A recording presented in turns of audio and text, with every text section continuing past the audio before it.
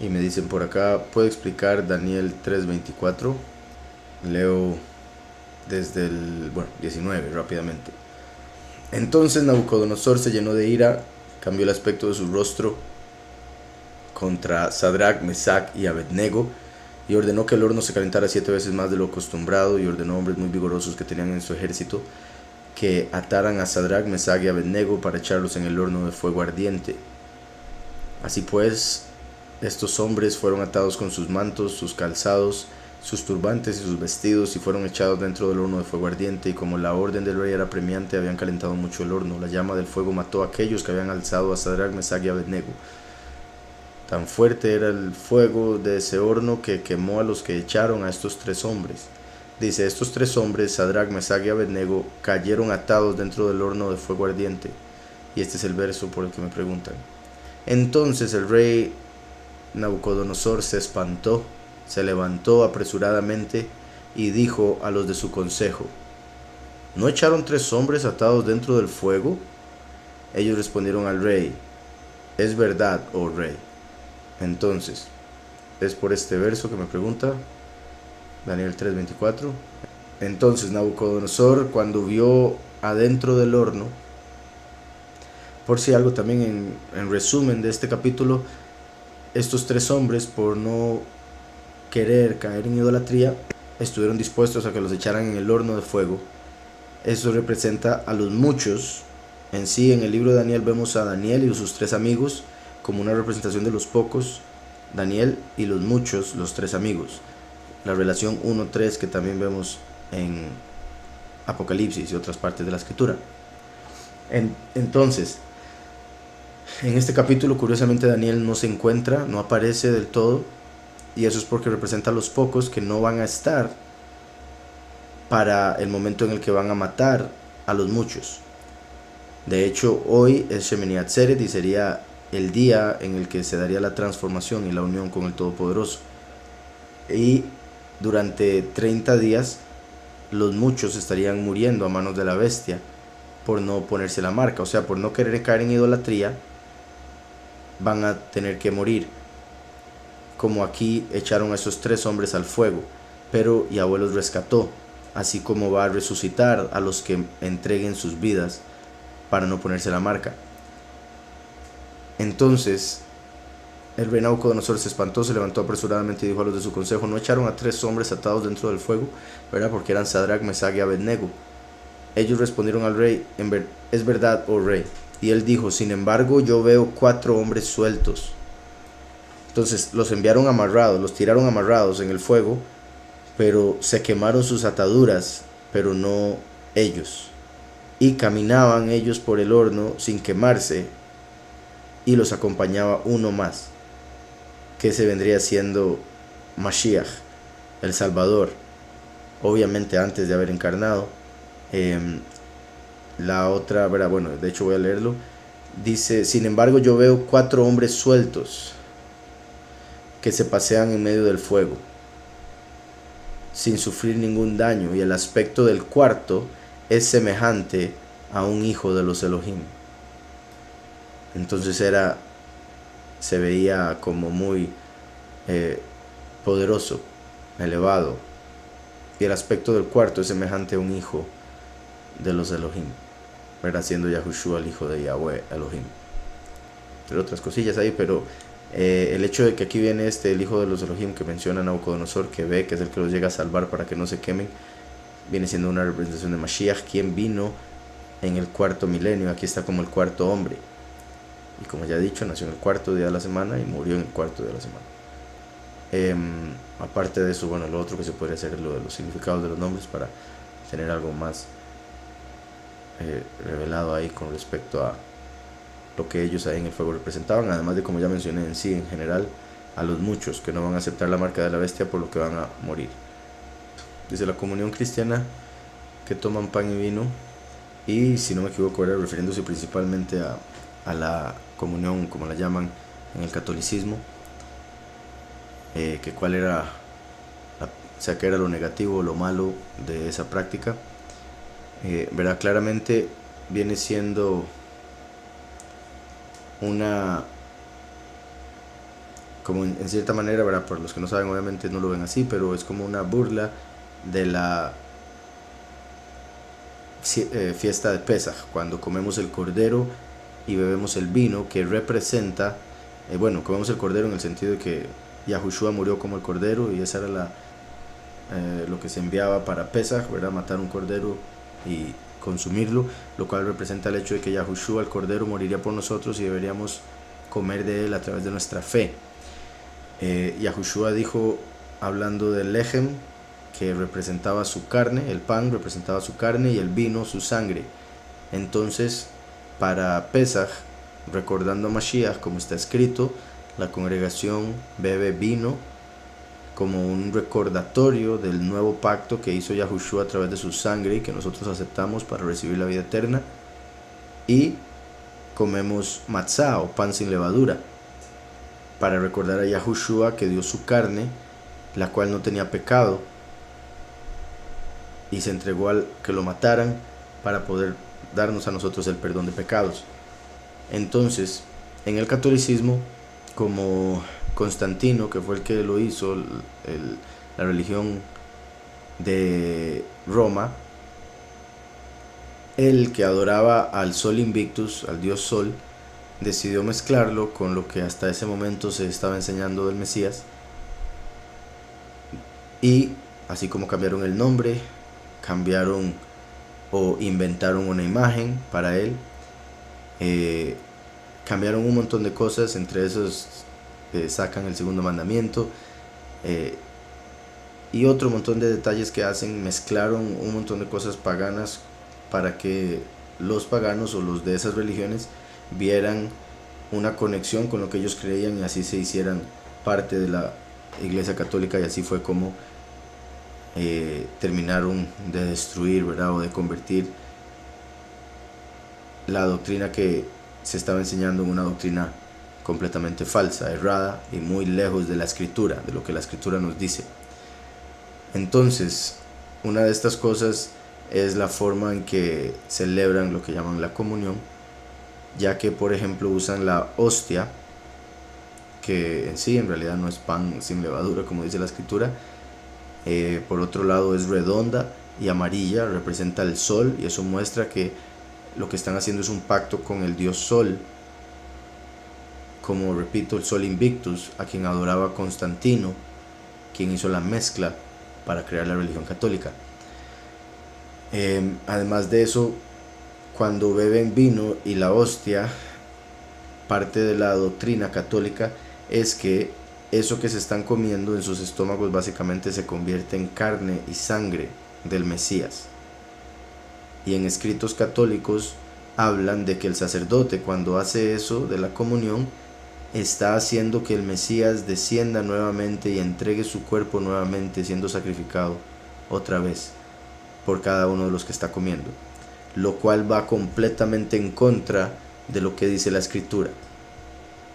Yahushua solo vino a morir una vez para perdonar pecados, una vez. Y cuando se habla de que hay unos que lo quieren volver a colgar, se refiere a los pecadores que siguen en el error, en el pecado. Entonces, el hecho de que consideran que están bebiendo sangre y carne, puesto que consideran que se convierte en carne y sangre, están diciendo que son caníbales, en pocas palabras, y que beben sangre, lo cual también es otra connotación bastante negativa. En primera de Pedro 3:18 dice: asimismo Mashiach padeció una sola vez por los pecados, el justo por los injustos, para llevarnos a Elohim, siendo a la verdad muerto en la carne, pero vivificado en espíritu. En Hechos 7:26 dice: tal Cohen Gadol, sumo sacerdote, nos convenía, apartado, inocente, sin mancha, apartado de los pecadores y hecho más sublime que los cielos, que no tiene necesidad cada día, como aquellos sumos sacerdotes, de ofrecer primero sacrificios por sus propios pecados y luego por los del pueblo, porque esto lo hizo una vez para siempre, ofreciéndose a sí mismo. La ley constituye sumos sacerdotes a hombres débiles, pero la palabra del juramento posterior a la ley constituye al Hijo hecho perfecto para siempre. Con solo su muerte y resurrección ahí fue hecho perfecto, no necesita tener que venir y morir otra vez por nadie, que es parte de lo que se enseña en el catolicismo, y quizás no lo enseñan a la gente, pero sí a los sacerdotes, porque está escrito entre los libros del Vaticano. Entonces, tiene muchas cosas negativas el hecho de que lo que están haciendo es un pacto con el sol, están comiendo y haciéndose uno con el sol, están como caníbales, y bebiendo sangre, cosa que la escritura prohíbe, ¿verdad? Según su propia fe, que dicen que se convierte en, no entendiendo lo que la escritura dijo, lo que Yahushua mencionó al respecto. Y como decía, consideran que al hacer la comunión están haciendo que el Mesías sea sacrificado nuevamente por ellos, lo cual completamente va en contra de lo que está escrito. Como dice también Hebreos 10, 11 y 12, ciertamente todo sacerdote está día tras día ministrando y ofreciendo muchas veces los mismos sacrificios que nunca pueden quitar los pecados. Pero el Mesías, habiendo ofrecido una vez para siempre un solo sacrificio por los pecados, se ha sentado a la diestra de Yahweh. Allí estará esperando, es el verso 13, hasta que sus enemigos sean puestos por estrado de sus pies, o sea, hasta la segunda manifestación, donde eso es lo que se va a dar. Espero haya quedado claro. Valentina, ¿el Sus de Jesús viene de Zeus o qué origen tiene?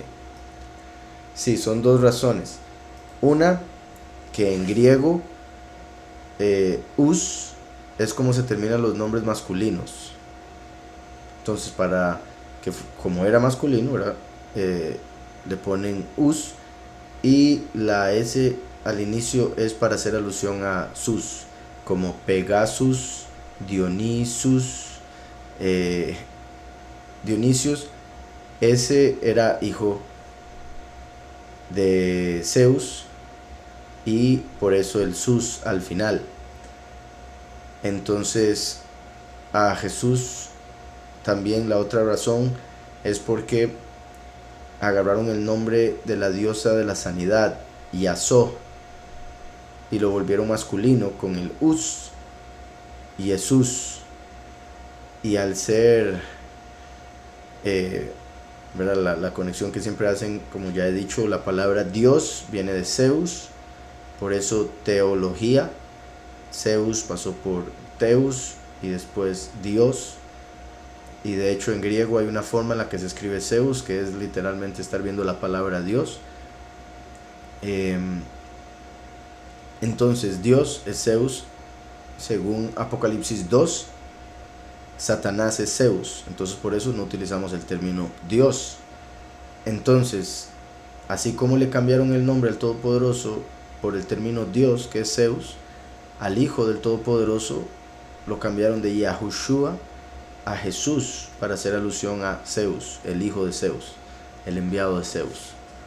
Es igual de efectivo orar en voz alta que orar mentalmente.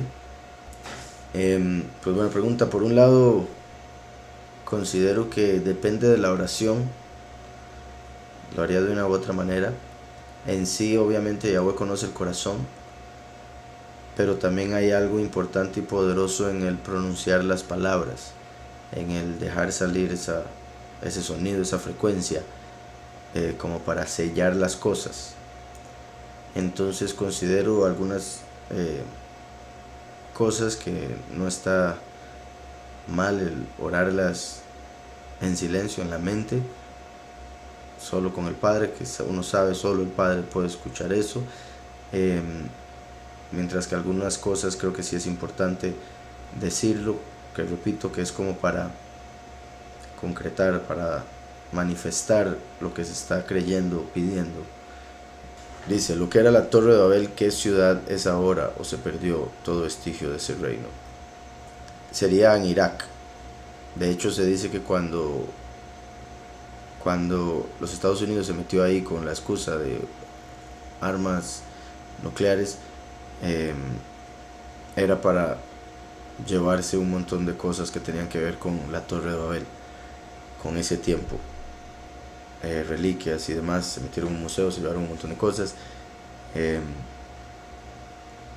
supuestamente saquearon todo. ¿Y por qué la gente dice fin del mundo? ¿Existe el fin del mundo? El fin del mundo es la muerte para uno. Ok, ¿por qué la gente dice fin del mundo? Pues no sé la razón de cada uno de los que lo dicen, pero es porque, bueno, por un lado, unos entienden fin del mundo como que piensan que, porque no han leído claramente, que todo va a ser destruido, que el apocalipsis indica que todo se va a destruir, y punto, y ya está, ahí llegó todo. Pero la escritura lo que nos revela es que lo que se va a acabar es este mundo, y Yahweh va a ser un nuevo cielo y una nueva tierra, una nueva realidad, un nuevo mundo. Entonces este mundo se tiene que acabar para poder entrar en ese otro mundo, un mundo en el que no va a haber maldad, no va a haber pecado, no va a haber muerte. Entonces sí va a haber un fin de este mundo, pero es para que podamos entrar en el nuevo mundo. Y después dice, el fin del mundo es la muerte para uno. Pues también, o sea, por ejemplo, como yo siempre digo, el apocalipsis se va a dar en cuestión de principalmente 7 años, al menos lo que se refiere a la destrucción de este mundo, las plagas, los sellos y las trompetas, sería 7 años. Pero si una persona se muere el primer año, el día de su muerte claramente fue su fin del mundo. Cuando se le acaba su vida, se acaba su mundo. Entonces sí, en general el fin del mundo es la muerte de cada individuo, pero así como cada individuo muere, también este mundo va a morir. Y es ese proceso por el que tiene que pasar para entrar a otra realidad. Dice, ¿cómo podemos demostrarle a la gente que Yahweh no viene de Júpiter? Había un dato que quería buscar para poder enseñárselo ahí con la cita, acerca de cómo se dice que se llamaba Yahu Pater, como Yahweh el Padre, razón por la que, verá, como sabemos, Lucifer, que todo lo copia y que busca reemplazar a Yahweh, habría tomado al planeta Júpiter como el que lo representaría como Zeus, y de ahí la conexión que llegaron a hacer, básicamente, en pocas palabras, con el tiempo. En sí creo que es más lógico o más claro ver el nombre Yahweh a través de el hebreo y de la escritura y de los nombres de los profetas, por ejemplo, que vemos una y otra vez son Yeshayahu, Yirmiyahu, Hizkiyahu, Yahuyakim, etcétera, etcétera, etcétera. Vemos que en los profetas, en los salmos, dice David, aleluya. Entonces vemos que es Ya, como empieza la Yud y la Hei.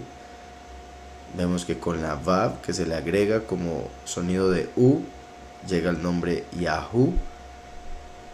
Y después la última Hei, que por la conjugación del verbo Hayá en tercera persona, futuro imperfecto, según el patrón Jofal, se pronunciaría como con el acento, y por ende sería Yahweh. Entonces ahí vemos como el nombre se pronunciaría simplemente por las letras que lo conforman, así como también el mismo Josefo dijo en sus escritos que era el nombre de 4 vocales. Las 4 letras del nombre Yahweh son consonantes, porque las 22 letras en hebreo son consonantes, pero hay 5 letras que tienen un sonido como vocal también, o varios sonidos como vocales dependiendo de la palabra en la que aparecen. Y de esos 5, 3 de esas 5 letras están en el nombre Yahweh, una de esas se repite, pero al decir Josefo 4 vocales indica que esa letra que se repite, cuando se repite tiene un sonido diferente como otra de las vocales. Entonces Yahweh, Yahweh, como 4 vocales. Entonces a mí sí me parece sospechoso como lo que se ha dado ese cambio de volver atrás, por decirlo así, porque ya había mucha evidencia, o la hay, de cómo por las prohibiciones de los judíos masoréticos pusieron puntos de vocal que después hicieron que se tradujese el nombre de Yahweh como Jehová, y ese es el que me parece, según lo que he visto, los que hablan de este punto, de esta conexión con Júpiter, es el nombre que utilizan como si fuera el correcto. Entonces eso me parece un poco extraño. Y bueno, como decía, por si algo, con respecto a eso de Júpiter, que el dato ese que les quiero mostrar es como se dice que antes le decían Yahu Pater, haciendo alusión a Yahweh como padre.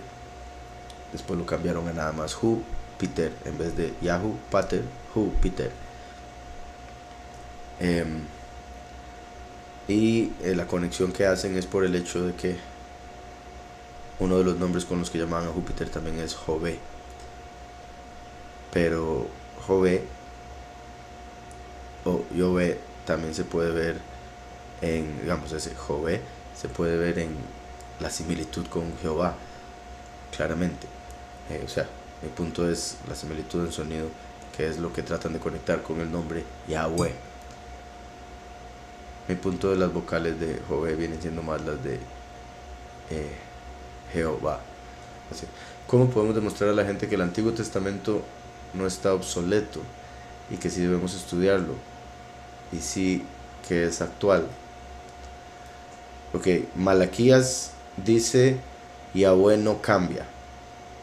Entonces, si el Todopoderoso no cambia, quiere decir que lo que él dijo en el pasado se mantiene hoy, por más que la gente, las culturas y demás cambien. La verdad es una y no cambia por la diferencia del tiempo en el que se esté leyendo esa verdad. Eso primero que todo. Segundo, Yahushua dijo, yo no vine a abolir, yo vine a cumplir. Yo no vine a abolir, yo vine a cumplir. No vino a deshacer, destruir, él vino a hacer lo que dice la Torá para cumplirla, siendo él el Mesías profetizado. Lo que sucede, y es yo creo la confusión, el punto de la confusión,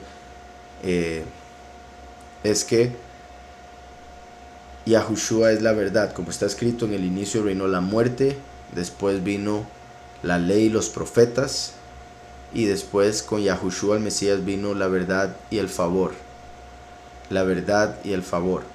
Entonces, si la verdad vino hasta que Yahushua se manifestó, eso significa que la verdadera forma de cumplir la Torá no se conocía, no se entendía. Y por eso también está escrito, la letra mata, mas el espíritu vivifica. El espíritu que trajo Yahushua al Mesías, el espíritu de verdad que recibimos a través de su nombre, como dice Juan 14:26, es el que nos revela todas las cosas, como también lo dice la carta de Juan, primera carta de Juan. Nos enseña todas las cosas. Entonces, es a través de la Ruach, del espíritu que recibimos a través de Yahushua, que podemos entender verdaderamente el cumplimiento de la Torá. Entonces, sí hay que cumplir la Torá, pero de acuerdo al espíritu de verdad, no de acuerdo a los mandamientos de hombres y la interpretación según la letra. Ahí está la diferencia. Entonces hay dos extremos, los judíos o muchos judíos mesiánicos que quieren cumplir la letra de la Torá según lo seguían o lo entendían según ellos los que rechazaron a Mashiach. El otro extremo son los cristianos que dicen ya el Mesías abolió la Torá, entonces olvídense de eso, vivan como sea y por la gracia serán salvos. Y son dos extremos errados, porque la escritura dice, repito, Yahushua no vine a abolir la Torá, vine a cumplir.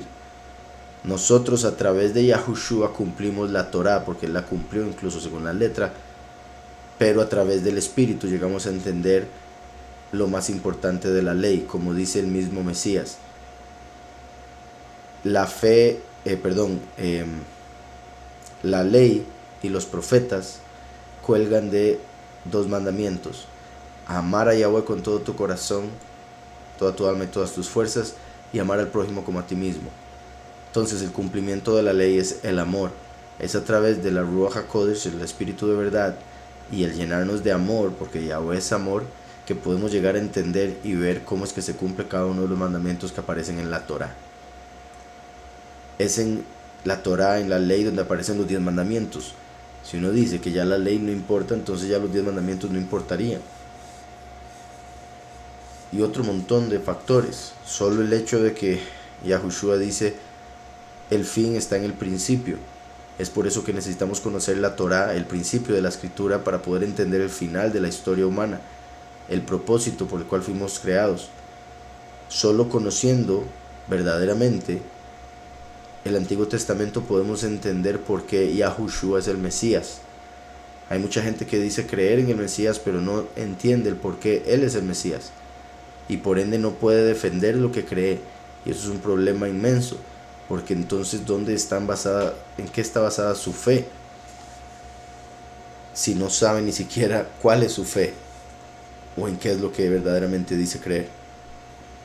Así que el Antiguo Testamento es importantísimo para poder entender a fondo la obra tan majestuosa de Yahweh a través del Mesías. Es una pregunta, ¿ya tiene género? He escuchado que los judíos cabalistas dicen que tiene cualidades masculinas y femeninas y se ven reflejadas en esta dualidad tridimensional. Yahweh, el Todopoderoso, se presenta como masculino, como hombre, como padre, como cabeza. De Yahweh emanó la Ruach HaKodesh, que es su voluntad, su pensamiento.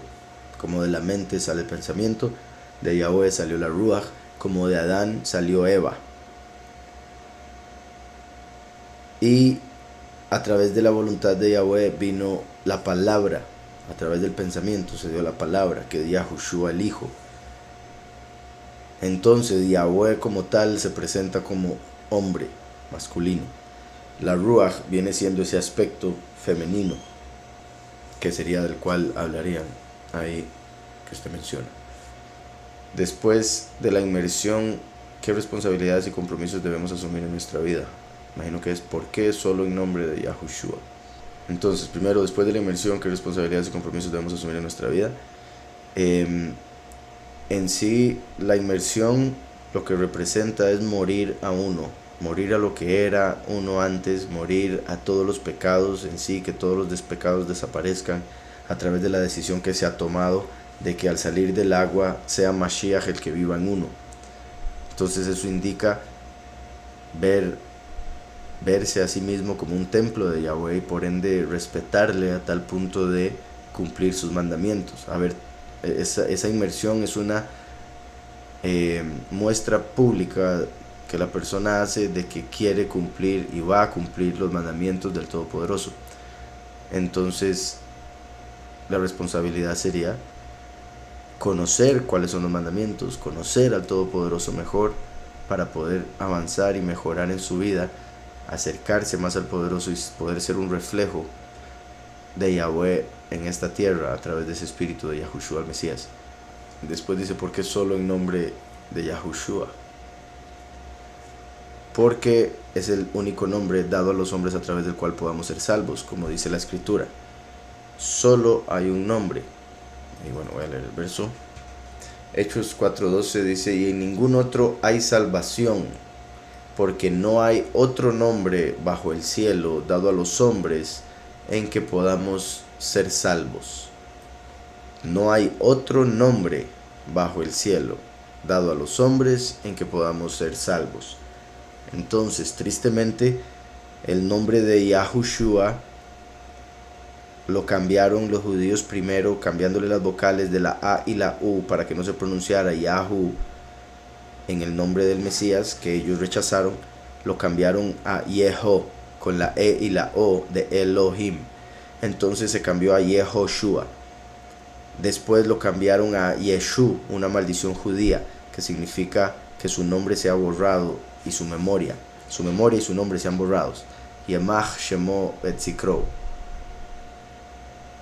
Después lo cambiaron a Yeshua, agregándole una Ayin. Después los griegos lo agarraron y lo cambiaron a Jesús. Después, con el mismo pronunciación básicamente, con las letras del latín, lo cambiaron a Jesús y eventualmente la I cambió a J y se convirtió en Jesús. Entonces todos esos nombres son nombres falsos, no son el verdadero nombre. Y la Escritura dice que solo hay un nombre dado a los hombres a través del cual podamos ser salvos. Entonces, también, ¿verdad? La pregunta que siempre sale de cuando se explica esto es que ¿qué ha pasado con todas las personas que han muerto creyendo que era Jesús? la escritura habla de dos formas de entrar al reino, una a través de la justificación, que es muriendo y resucitando, y otra a través de la salvación, que es sin pasar por la muerte. La justificación viene a través de creer en el testimonio del Mesías, que Él vino y murió por nuestros pecados, que lo creen todas las personas que han muerto en el nombre de Jesús, sin saber qué será el nombre. Al estar en ignorancia y nunca habérseles revelado que ese no era el nombre, no pueden ser culpadas por eso. Por otro lado, los pocos, los que van a ser salvos y no van a experimentar muerte, son los que en este tiempo final, a través de la doctrina verdadera, a través de la revelación del nombre que Yahweh está haciendo en estos tiempos, van a aceptar el nombre, obviamente al verdadero poderoso, y confesar el nombre del Hijo, como está escrito que debe ser, porque con el corazón se cree para justicia, pero con la boca se confiesa para salvación, porque solo hay un nombre dado a los hombres bajo el cielo a través del cual podamos ser salvos.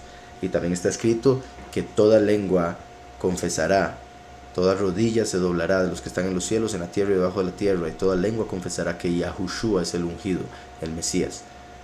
Entonces, por eso la importancia de que sea en el nombre de Yahushua, porque es así como uno a través de entrar en el agua está representando entrar en el Espíritu, porque Juan el Bautista dijo: yo los inmerso en agua, pero viene uno que os inmersará en espíritu y en fuego, primero y último. Yahushua en Shavuot inmersó al pueblo, a los escogidos, en espíritu, después de que habían sido inmersados en agua. La inmersión en agua, al ser Yahushua el agua de vida, y al ser el río una representación de que se entra para morir, como el alma que se va al Seol, así como el río va al mar. Entonces, la inmersión en agua es para representar el nacimiento en este mundo donde hay muerte, el nacimiento en este mundo a través de agua en el vientre de la madre. Después viene la inmersión en el espíritu, que es el nacimiento espiritual, y después viene la inmersión en el fuego, que son las pruebas para confirmar o terminar de purificar a la persona que va a entrar a esa realidad eterna. Entonces, en sí, el hecho de que Yahuanán dice: yo los inmerso en agua, pero viene unos que los inmersará en espíritu. Cuando nos inmersamos en el agua en nombre de Yahushua, viene siendo una representación de ser lleno, cubierto por el espíritu de Yahushua, el espíritu de verdad. En 1 Corintios 11 dice: he sido informado acerca de vosotros, hermanos míos, por los de Cloé, que hay entre vosotros contiendas. Quiero decir que cada uno de vosotros dice: soy de Pablo, yo de Apolos, yo de Kefas y yo de Mashiach, ¿verdad? Porque si Pablo había inmersado a uno, él decía: soy de Pablo. Si alguien había inmersado a Apolos, decía: soy de Apolos. Si alguien había sido inmerso por Kefas, decía: soy de Kefa. Pero dice: ¿acaso está dividido el Mesías? ¿Fue sacrificado Pablo por vosotros, o fuisteis inmersos en el nombre de Pablo? Entonces ahí vemos que tiene que ser en un nombre específico, no en cualquier nombre, sino en el nombre de Yahushua HaMashiach, el nombre del Mesías. Porque no somos inmersos en el nombre de Pablo, no somos inmersos en el nombre de Apolos, somos inmersos en el nombre de Yahushua. Dice: doy toda a Yahweh de que a ninguno de vosotros he inmersado, sino a Crispo y a Gallo, para que ninguno diga que fue inmersado en mi nombre. ¿Verdad? Entonces inmersamos en el nombre de Yahushua. Espero haya quedado claro. Dice aquí: a los cristianos, ¿qué símbolos les debemos decir que no deben usar? En sí, la cruz es un símbolo que ha sido adorado por Tamuz como un ídolo. Entonces no se debería usar la cruz, la forma en que se utiliza como ídolo, tanto al punto de que muchos, ¿verdad?, la agarran y la besan. En sí claramente representa la muerte de Mashiach, pero como dije, la cruz, al ser la primera letra del nombre Tamuz, que en hebreo es la Tav y que en pictográfico es una cruz, adoraban la cruz por Tamuz, como aparece en Ezequiel 8. Por otro lado, el árbol de Navidad es otra cosa negativa que vemos en Jeremías 10. Los que cortan un árbol, lo llevan a la casa, lo adornan, se inclinan ante él, como para cuando recogen los regalos. También se conectaba con Nimrod, el espíritu que entraba en el árbol para mantenerlo verde, y le traían ofrendas como cabezas que colgaban del árbol, que vienen siendo los adornos que les ponen hoy en día. También la adoración a Ashera, que era a través de un árbol. Por otro lado, el dios pez es Dagón, y en el cristianismo acostumbran utilizar un símbolo de pez para representar, ¿verdad?, a quien ellos llaman Jesús. Le escriben a veces Jesús adentro y todo. Y la escritura dice: no te harás imagen de nada que esté en el cielo, en la tierra o en el mar. Además de que Dagón es un dios pez, y ese símbolo de pez es el Vesica Pesis, que es uno de los símbolos de la que llaman geometría sagrada en la Cábala, y que representa la vejiga de pez, representa como un portal, además de que representa la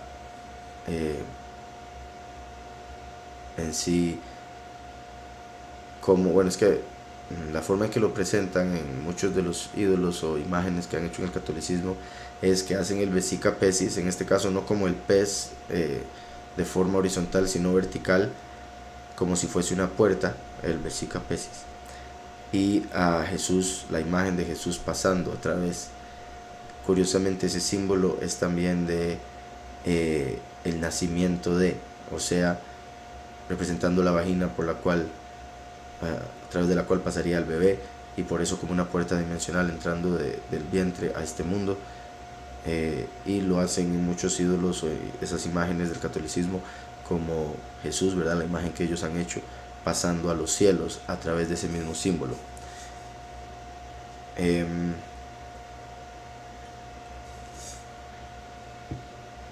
De fijo hay otros, pero son los que se me vienen ahorita a la mente. En el catolicismo también ponen, ¿verdad?, la aureola o el círculo amarillo alrededor de la cabeza de los santos, lo cual representa que vienen del sol. Cosas como esas, que normalmente utilizan el sol para muchas cosas, como haciendo alusión a eso, que adoran al sol. ¿Qué símbolos sí podrían usar? Pues no se me viene a ninguno a la mente como para usar. Bueno, uno que también está negativo, que es negativo, es la estrella de 6 picos, lo que llaman la estrella de David, que David nunca utilizó, pero que fue David Rothschild el que dijo que la pusieran en la bandera de Israel. Ese es también llamado el sello de Salomón. Salomón lo utilizaba para controlar demonios, espíritus, y así. Es el talismán de Saturno. Salomón lo conoció a través de su esposa egipcia, cuando él se desvió al pecado, en el cual escribió libros de brujería y demás. Entonces esa estrella de 6 picos es también la que aparece en Amós 5:26, cuando Yahweh le reclama al pueblo que los 40 años en el desierto no hicieron sacrificios para Yahweh, sino que lo hicieron para sus dioses Moloch y Kium, la estrella de sus dioses que ellos se hicieron. Moloch como el triángulo para arriba, y Kium el triángulo para abajo, formando esa estrella de 6 picos. Ahora, ¿qué símbolos sí se podrían usar? Tendría como que decirme el símbolo y yo le podría decir si tiene alguna connotación positiva o si es otro de esos que han utilizado para engatusar a las personas.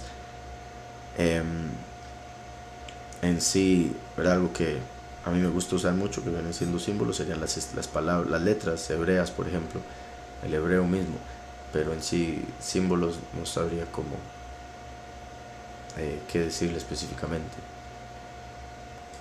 Vamos a ver, me ponen que explique Hechos 15, 28 y 29. Hechos 15, 28 y 29.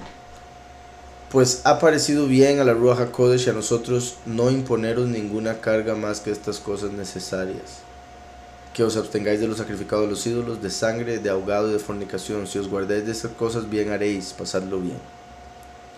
Les está diciendo a los gentiles que se estaban convirtiendo, creyendo en Mashiach y Yahushua, que no era necesario circuncidarse, que no era necesario hacer varias cosas que los judíos hacían como ellos pensaban y les decían que había que hacer, pero que sí estuvieran atentos de no caer en idolatría, de no beber sangre o comer sangre, como dice la escritura, de comer ahogado habiendo matado un animal de una manera que no era humana básicamente, y que lo hacían en algunos de los sacrificios de los paganos, y de la fornicación.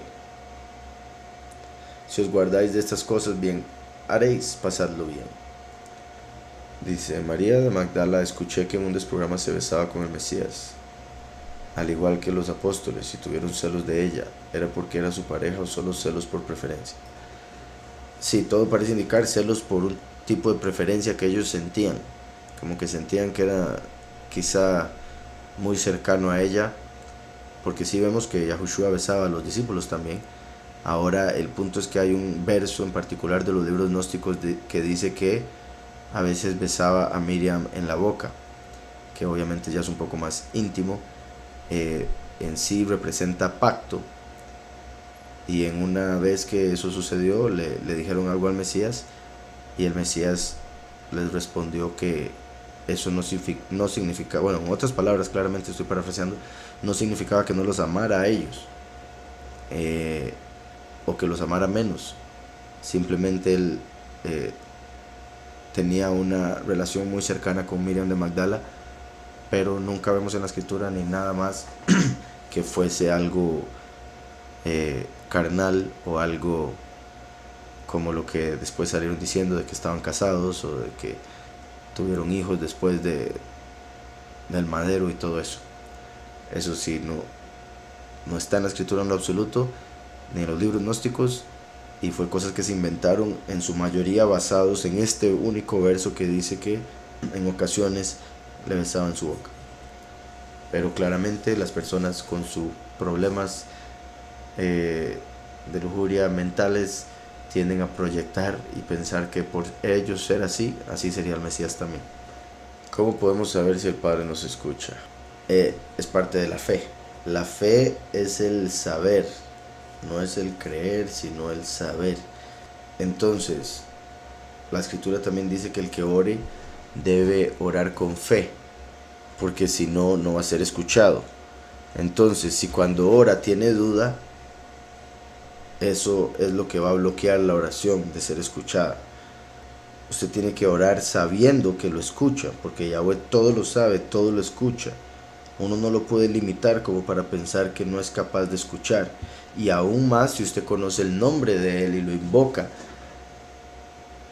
Por eso hay que llamar a Yahweh y orar y cerrar la oración en el nombre de Yahushua, y con esa fe sin duda va a ser escuchada. La escritura dice: es pues la fe la certeza de lo que se espera, la convicción de lo que no se ve. La certeza. Entonces usted sabe sin lugar a dudas que Él está escuchando. La convicción de lo que no se ve, aunque no le vea, usted está convencido. Y por otro lado, como le decía, lo de la oración en sí, como decía, con respecto a el momento de orar, debe saber que Él escucha, debe orar con fe. Pero vamos a Hebreos 11:6. En Hebreos 11:6 dice: pero sin fe es imposible agradar a Yahweh, porque es necesario que el que se acerca a Yahweh crea que Él existe y que recompensa a los que lo buscan. Pero sin fe es imposible agradar a Yahweh, porque es necesario que el que se acerca a Yahweh crea que Él existe y que recompensa a los que lo buscan. Completamente necesario, es la única forma de ser escuchado. Y después la importancia del nombre, un verso también importante. Yahushua dijo en Juan 16:24: hasta ahora nada habéis pedido en mi nombre. Pedid y recibiréis, para que vuestro gozo sea completo. Entonces, con el nombre del Mesías y la fe, de fijo va a ser escuchado. ¿Cuál es el requisito para ser salvo? Como siempre he dicho, ¿verdad? Y he explicado incluso hoy, entonces no voy a hablar más del asunto, pero está la justificación y la salvación. En el cristianismo lo han unido como si fuera una sola cosa. La justificación es morir y después resucitar para vida eterna. siendo justificado en el juicio final. La salvación es no tener que experimentar muerte en el tiempo final para el tiempo de la transformación.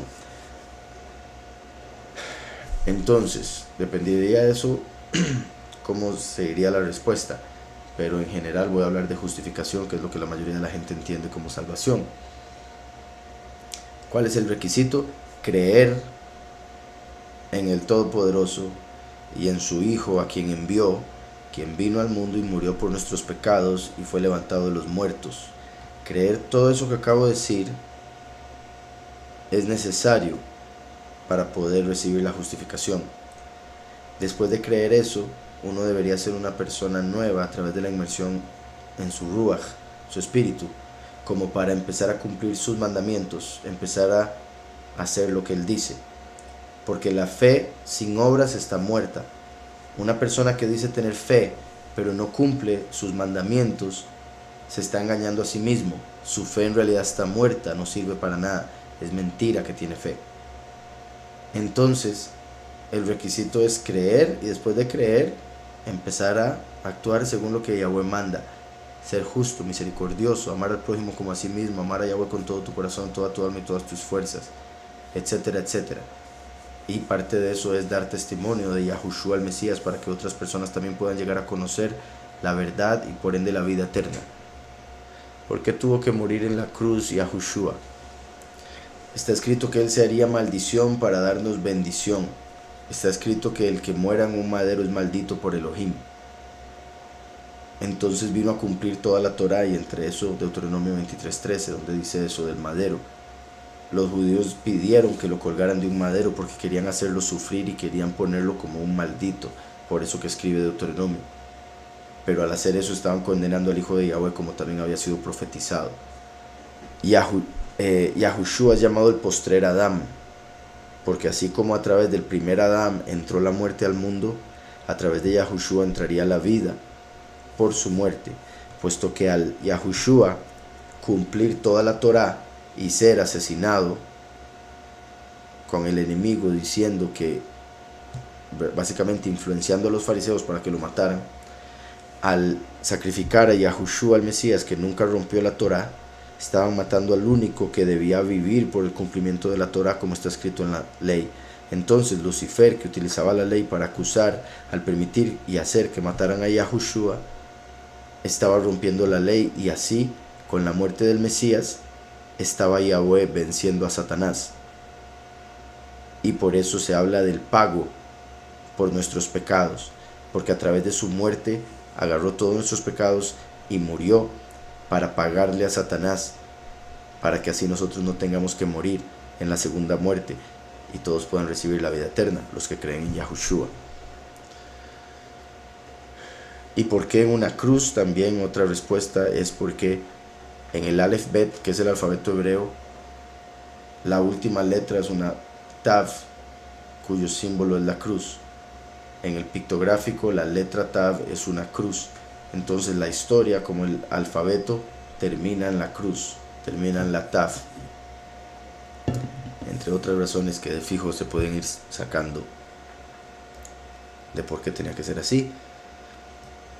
Dice, ¿por qué en una cruz y no de otra forma? Bueno, por lo que acabo de decir, por la letra Tav, que es la final del alfabeto, como dando a entender el final del plan, el final de la palabra, siendo el alfabeto las letras que se utilizan para cada palabra. Entonces cada letra del alfabeto hebreo está conectada con el plan de Yahushua, el plan de Yahweh para Yahushua y para nosotros. Por ende, terminan en Tav, en la cruz. ¿Qué opinas de Asherah? ¿Qué opino? ¿En qué sentido? La escritura dice que es una diosa, o sea, un Elohim falso, un ídolo. Lo adoraban o la adoraban a través de árboles, y es a la que hoy en día adoran con el nombre María los católicos, la reina del cielo, la que llaman también la reina del cielo, como aparece en Jeremías.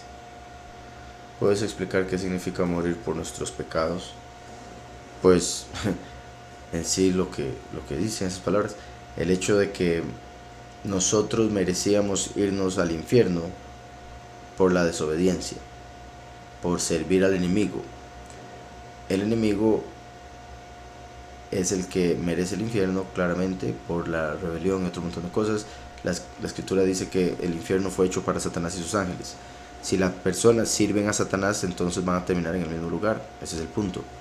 No que Yahweh quiera que los hombres vayan al infierno, pero por la ley que es clara, la paga del pecado es la muerte, y la muerte es estar lejos de Yahweh, puesto que Yahweh es vida.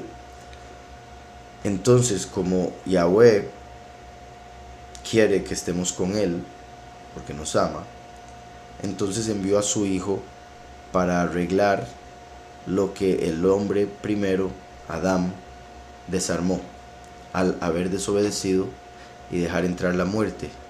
Ahora Yahushua vino a solucionar eso, pagando por lo que nosotros hemos cometido, lo que hemos hecho mal, para nosotros poder entrar a vivir con Él en la eternidad. Al Yahushua cumplir toda la ley, Él tenía que vivir, eso ya lo expliqué ahora, pero lo tengo que resumir para lo que voy a decir a continuación. Tenía que vivir porque la ley dice: el que cumpla todos los mandamientos de esta ley vivirá por ellos. Satanás lo mató, entonces Yahweh lo resucitó de los muertos porque había cumplido todos los mandamientos, entonces ahora recibiría la vida eterna. Ahora nosotros, a través de nuestra fe en Él, recibimos esa misma vida eterna que fue prometida a Abraham, que vendría a través de su simiente, el Mesías, lo cual está escrito en Génesis, que es parte de la misma Torá, donde dice que todo el que peca está condenado. Entonces hay dos cosas que muestra la Torá: una justificación a través del cumplimiento de las leyes de la Torá, y otra justificación a través de la fe en la simiente de Abraham, Yahushua el Mesías. Yahushua cumplió todos los mandamientos de la Torá para dejar una puerta abierta para todos aquellos que crean en Él, que son los de la fe en la simiente del Mesías. Como explica Paulus, la Torá fue dada para condenar al impío. Como hay gente transgresora que le vale el amor, la justicia, la misericordia y el Mesías, entonces esas personas merecen ser condenados, y por eso se dio la Torá, para condenar a todo el que peca. Pero Yahushua vino como la salvación para salvar a todo el que se arrepiente de su pecado, porque entiende el error, la rebelión, y quiere más bien obedecer al Creador Todopoderoso. Entonces, espero con eso haya sido algo claro.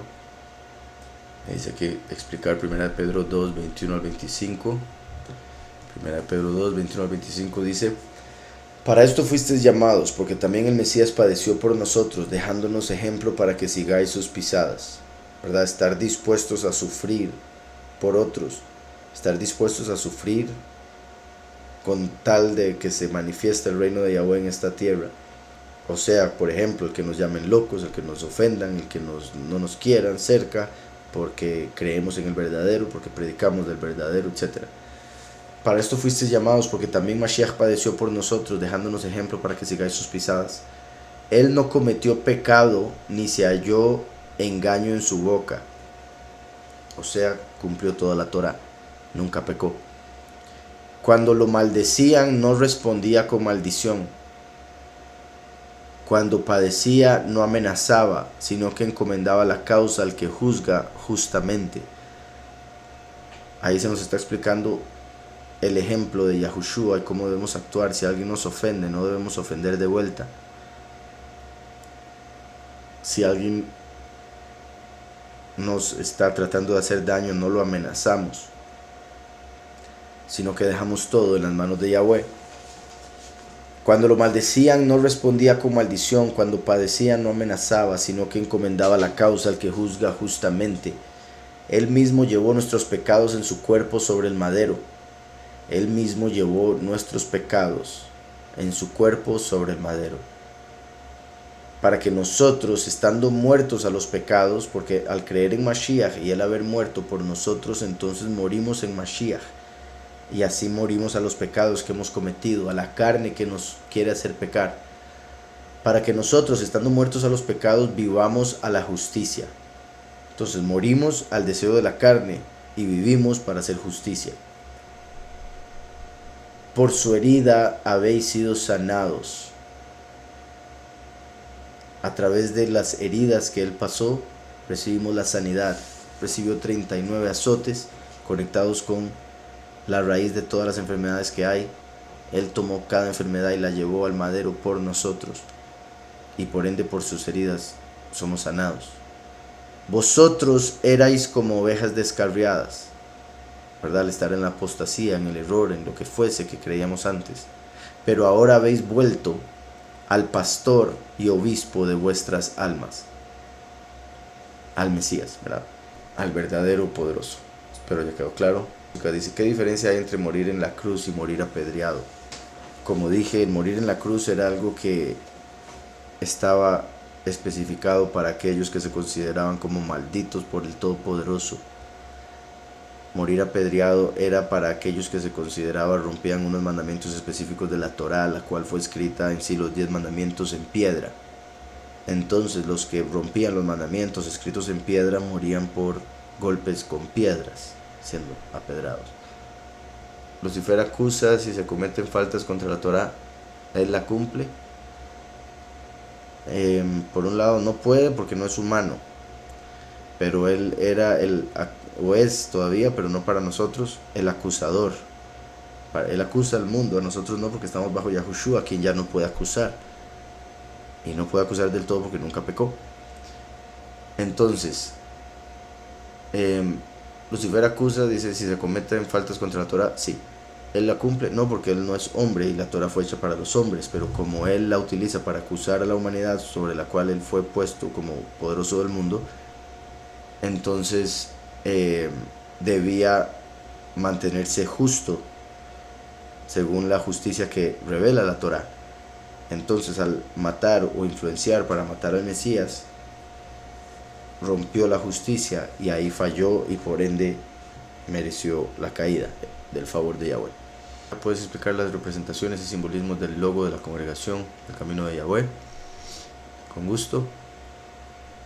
El logo de la congregación es una menorá, primero que todo, ¿verdad? Que es el símbolo principal de Israel, un candelabro, como los que estaban en el templo, que representan a las congregaciones. Como el candelabro tiene 7 luces, la menorá en sí, así como hay 7 congregaciones en Apocalipsis 2 y 3 que representan todas las doctrinas del mundo, todas las congregaciones del mundo, entre las cuales está Filadelfia, que es la escogida.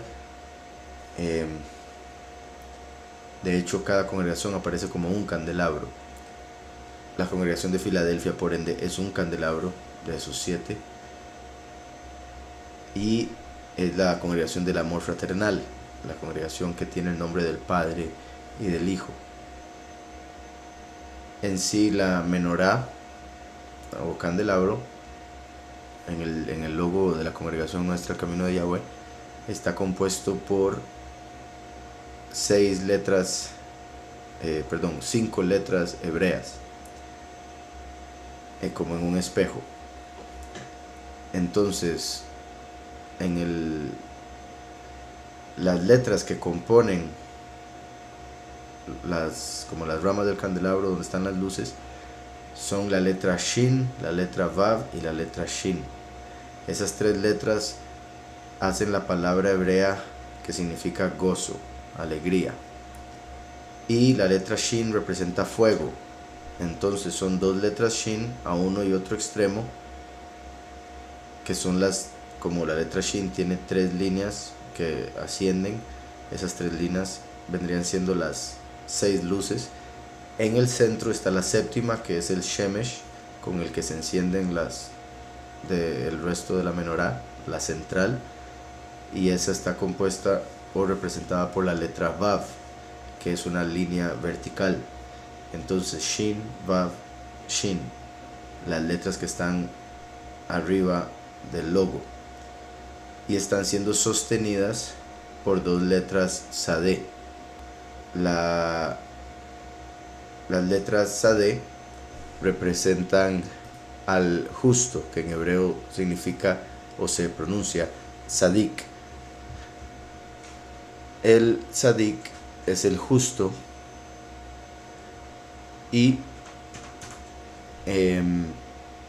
por ende hay 2 sosteniendo, que se pueden ver como el primero y el último, o en sí como los 2 testigos, razón por la cual a la par de la menorá hay dos olivos, ya que se conecta con el capítulo 4 donde habla de dos olivos que están a cada lado del candelabro, así como hay dos hombres a cada lado del soberano de toda la tierra. En el centro donde va la Vav está el nombre Yahushua, mostrando que ese nombre es el que nos da la salvación, el gozo del que habla esa palabra que está arriba en la menorá. Las dos letras Sadeh, los dos justos que sostienen ese gozo y que dan testimonio de Yahushua. En una de las versiones al menos del logo donde está las dos Sadeh sin que se peguen, sin que se conecten lo que serían los pies, puesto que la Sadeh, la forma de la Sadeh de esa letra es como un hombre hincado orando. Entonces cuando se unen esas dos letras de espaldas, si no se conecta los pies del uno con el otro, se ve como se forma una flecha, la cual indica a Yahushua como el camino, puesto que debajo está escrito en hebreo el camino de Yahweh. Ese camino de Yahweh es Yahushua el Mesías. Y por otro lado, que ya sería como ya yendo más a fondo,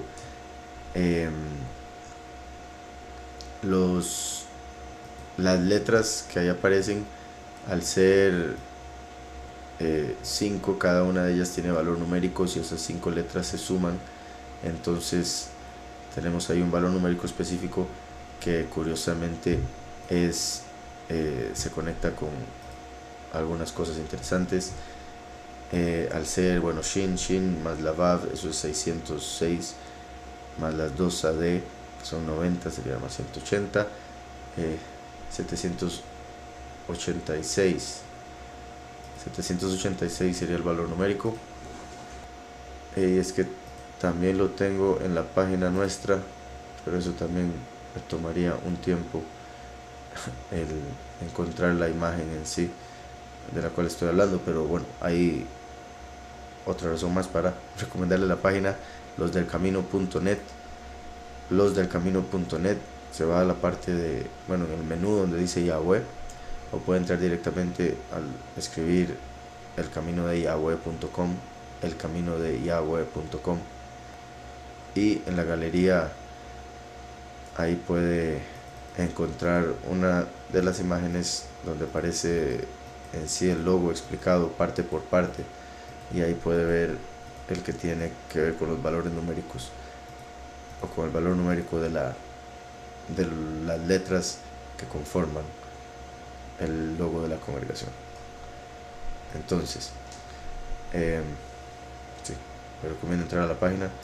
Aquí estoy, pero sí me tomaría un tiempo, como le digo, encontrar la foto específica. Bueno, bendito Yahweh que encontré lo que decía. Valor numérico 786. Valor numérico de la palabra que aparece en Jeremías 4:14, refiriéndose a la salvación. Son en realidad el verbo de salvación conjugado de varias maneras, como aparece también en Salmos 53:6, Jueces 6:37, Jueces 15:18, Deuteronomio 32:15, Éxodo 14:13, Éxodo 28:12, la palabra que significa los nombres de ellos, ¿verdad? Como los nombres que están escritos en el libro de la vida, curiosamente el mismo valor numérico que las letras que conforman el logo de nuestra congregación. Y como dije, los versos anteriores es la palabra que aparece como salvación en sí, conjugada de diferentes maneras en el hebreo, del verbo original shuak, de Yahushua. Y en Nehemías 10:4, ese verso, Nehemías 10:4, completo el verso, tiene el valor numérico 786, que es el valor numérico de las letras que conforman el logo de la congregación.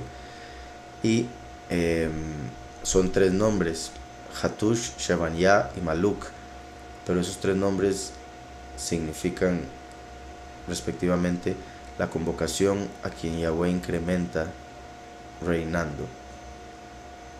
Entonces, a través de sus nombres, el significado de los nombres, valor numérico de esos 3 nombres significa la convocación a que Yahweh incrementa en el reino o con reino.